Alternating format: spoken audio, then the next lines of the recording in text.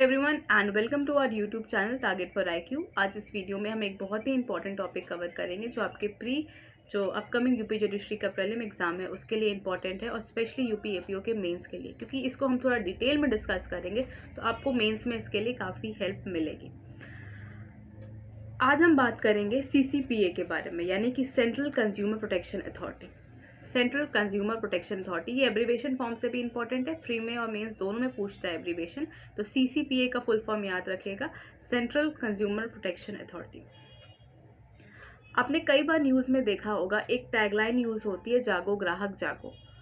बहुत सारे ऐसे एडवर्टाइजमेंट आते हैं जो एक्सेस लेवल में मिसलीडिंग होते हैं, बहुत एग्जिगरेट करके वो चीज़ों को दिखाते हैं। फॉर एग्जांपल, कोई भी मेडिसिन को वो दिखाएंगे प्रमोट करने के लिए कि इसे खाने के बाद एक दिन में 10 से 8 किलो वज़न घट जाएगा, या इस क्रीम को लगाने के बाद बिल्कुल चेहरा चमक जाएगा, या इस ऑयल को या फिर इस शैम्पू को यूज़ करने के बाद हेयर फॉल बिल्कुल एक ही दिन में रुक जाएगा।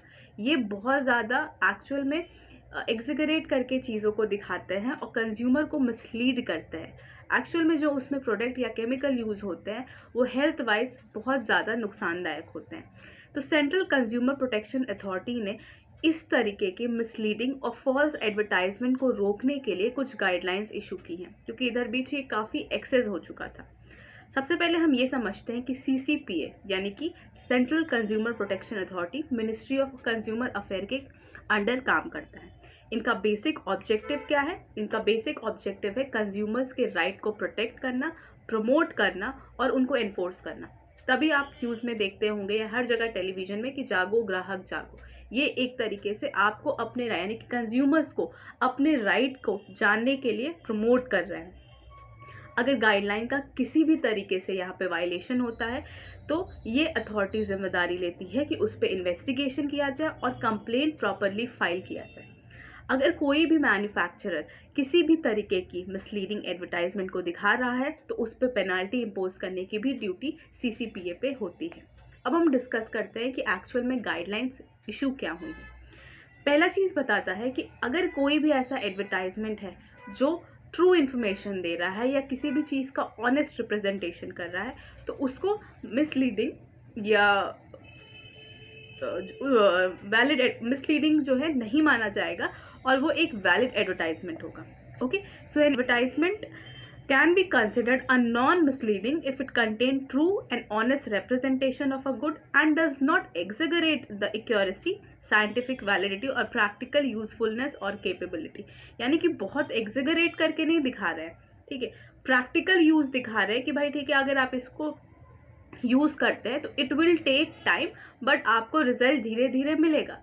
ये नॉर्मल है, बट कोई एकदम से आके दिखा दे, ओवर एक्सिगरेट कर दे कि बस एक ही दिन लगाना है और एक ही दिन में आप जो है बिल्कुल वजन घट जाएगा, तो ये बहुत हाइप करते हैं। तो दीज ऑल आर तो मिसलीडिंग। बट अगर कोई ट्रू रिप्रेजेंटेशन, ऑनेस्ट रिप्रेजेंटेशन कर रहा है, एक्सिगरेट नहीं कर रहा है चीज़ों को, तो वो मिसलीडिंग कैटेगरी में नहीं आता। दूसरा टॉपिक है जो कि वेरी इंपॉर्टेंट है, हो सकता है इस पे आप पे एक अलग सा ही शॉर्ट में पूछ ले। सरोगेट एडवर्टाइजमेंट क्या होता है? तो सरोगेट एडवर्टाइजमेंट बेसिकली होता क्या है कि किसी ऐसे चीज़ का एडवर्टाइजमेंट करना जो किसी ना किसी वे में प्रोहिबिटेड है। तो आप उसका डायरेक्ट एडवर्टाइजमेंट तो कर नहीं सकते, तो इनडायरेक्ट तरीके से किसी और प्रोडक्ट के थ्रू उस प्रोडक्ट का यानी कि जो प्रोहिबिटेड है उसका एडवर्टाइजमेंट किया जाता है। जैसे कि टबैको का एडवर्टाइजमेंट बैन है, तो उसकी जगह हम पान मसाला का अगर एडवर्टाइजमेंट करें तो ये होता है सरोगेट एडवर्टाइजमेंट। तो इन चीज़ों को भी यहाँ पे रोकने के लिए गाइडलाइन इशू की गई है। किसी भी तरीके का सरोगेट एडवर्टाइजमेंट या इनडायरेक्ट एडवर्टाइजमेंट जो है गुड्स या प्रोडक्ट के लिए अलाउड नहीं है, जो कि प्रोहिबिटेड है। अब हम आते हैं सबसे सेंसिटिव टॉपिक पे, ऐसे एडवर्टाइजमेंट जो बच्चों को टारगेट करते हैं। बहुत सारे ऐसे एडवर्टाइजमेंट आते हैं जिन्हें बच्चे देखते हैं, उन्हें लगता है कि तुरंत वो उसे खरीद ले। ओके, जैसे कि कोई भी आप अनहेल्दी चीज़, अनहेल्दी खाने का एडवर्टाइजमेंट कर रहे हैं तो बच्चे उन्हें तुरंत खरीदने के लिए, उन्हें ऐसा लगता है कि ये खाने में बहुत टेस्टी होगा और ये दिखा रहे हैं बहुत हेल्दी है, बहुत ज़्यादा टेस्टी है और हेल्दी भी है, तो उसे खरीद लेते हैं। तो इस तरीके के एडवर्टाइजमेंट को रोकने के लिए भी गाइडलाइन इशू किया गया है।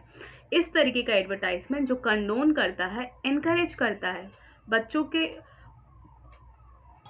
जो बच्चों के लिए नुकसानदायक है या बच्चों के जो इन एक्सपीरियंसेस है उसका फ़ायदा उठा के अगर आप किसी भी इस तरीके के एडवर्टाइजमेंट को एनकरेज करते हैं, वो बिल्कुल यहाँ पे प्रोहिबिट।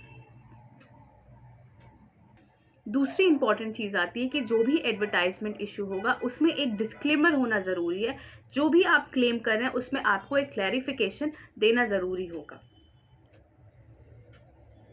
कोई भी मटेरियल इन्फॉर्मेशन हाइड नहीं करनी है। अगर उस एडवर्टाइजमेंट में उस प्रोडक्ट को लेके कोई ऐसी बात है जो कि बहुत ज़्यादा मटेरियल है, कंज्यूमर्स को नॉलेज में वो होनी चाहिए, तो उस चीज़ को डिस्क्लेमर में मेंशन करना होगा।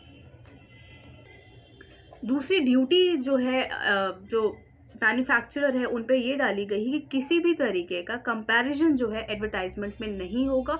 दूसरी चीज़ जो कही गई है कि यहाँ पे मैन्युफैक्चरर की ड्यूटी है कि वो उन्हें लोगों का ट्रस्ट जीतना है, ना कि उस ट्रस्ट को अब्यूज़ करना है। यानी कि उन्हें कंज्यूमर का ट्रस्ट जो है उसकी तरफ फोकस करनी चाहिए, ना कि उनके ट्रस्ट को अब्यूज़ करने की तरफ या एक्सप्लॉइट करने की तरफ जो है। जिनको इनएक्सपीरियंस है, जिनको एक्चुअल में उस पर्टिकुलर चीज़ का नॉलेज नहीं है, तो उसके ट्रस्ट को अब्यूज़ ना करने की बजाय उनके ट्रस्ट को बढ़ाने की कोशिश करनी है। ओके, सो ये बहुत ही इंपॉर्टेंट टॉपिक था जिस पे मैंने आपको एक एक चीज़ बता दी है। आप इस पे जो इम्पॉर्टेंट है चीज़ों उसको टारगेट करिएगा। फॉर एग्जांपल जो CCPA है यानी कि सेंट्रल कंज्यूमर प्रोटेक्शन अथॉरिटी, ये किसके अंडर काम करता है, सरोगेट एडवर्टाइजमेंट क्या होता है, ये सारी चीज़ें आपके लिए काफ़ी हेल्पफुल होंगी।